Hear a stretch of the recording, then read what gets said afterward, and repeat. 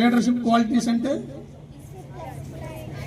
First ఎవరు డిసిప్లిన్గా ఉండాలి, తర్వాత ఎవరిని ఉంచాలి, టీంని అందరినీ ఉంచాలి. ఓకే, నెక్స్ట్ ఇంకా చెప్పొచ్చు, ఏదైనా చెప్పొచ్చు.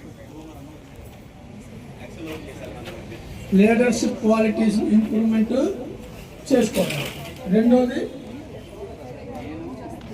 సొసైటీలో helping nature. Okay,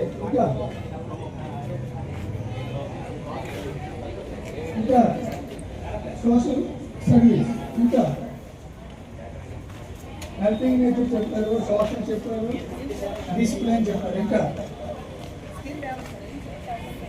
skill development, ఇంకా దేశభక్తిని పెంపొందడం, ఇంకా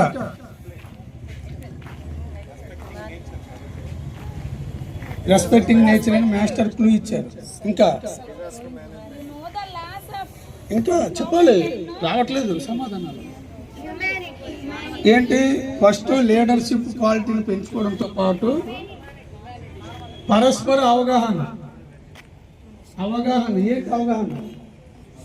ఒకరి గురించి ఒకరు తెలుసుకోవాలి. రెండు